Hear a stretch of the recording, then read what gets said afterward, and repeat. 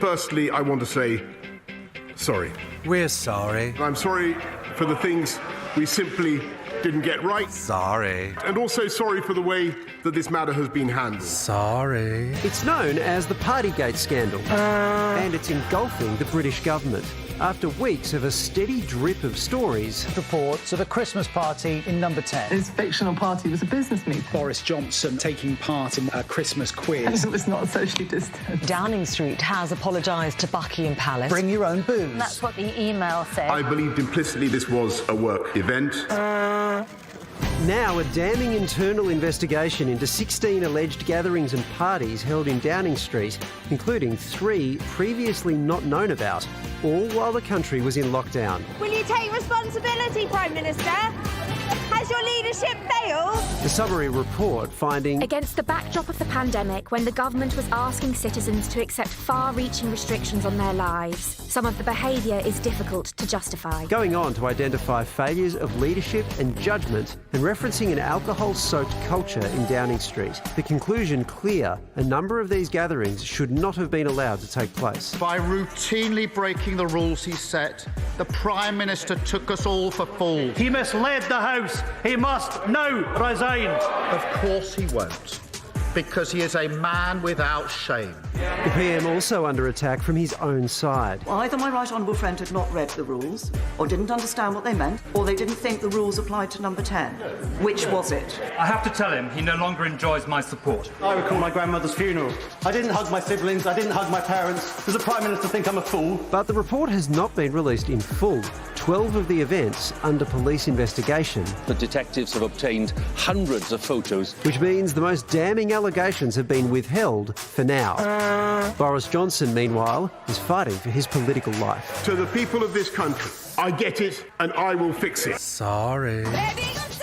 Our UK correspondent Lucy McDonald joins us now from London. Lucy, was this report more damning than anticipated?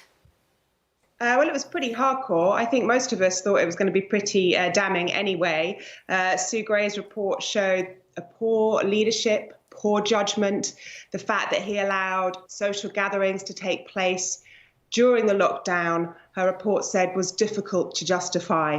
Not only that, it found a drinking culture at number 10 in the Cabinet Office, staff who were afraid to speak up, and an organisation that's too big and directionless. Although the report didn't damn him or pass judgment on him personally, it's a very, very damning report. And obviously, you know, this could just be the tip of the iceberg. Well, the police deemed that 12 out of 16 events were bad enough to be investigated, including gatherings that Johnson himself was at. So do you think he's worried? Well, you never know with Johnson, do you? Because there's so much bluster and so much performance. But I can't see how he wouldn't be very worried. We know through the polls that he's lost the trust and support of the public, let alone his party. So he's presumably going to be interviewed by police. Will he be charged? What will happen? Will he have a fixed penalty notice like others who broke lockdown did? And if he does, will he still be able to be Prime Minister? These are all questions that are going to be, well, hopefully answered in the next few days and weeks. Lucy, Boris says he knows what's wrong and he can fix it, but it seems what's wrong is his own character. So can he actually, can he reinvent himself? Can he fix this? Oh, I don't know. Yeah, his slogan was, I get it and I will fix it. But, you know, is that him looking in the mirror and talking to himself? I don't know. If you look at Johnson's whole modus operandi from the days, you know, as a journalist, a mayor of London, he's always flown by the seat of his pants. He's always got away with things that other people haven't been able to. But this time, it does feel like he will get his comeuppance. I mean, the sacrifices that people made, the things that people gave up while people were partying at number 10. I went to one of my best friend's funerals, the godfather of my children, who couldn't attend the funeral because we abided by the rules. We didn't hug each other.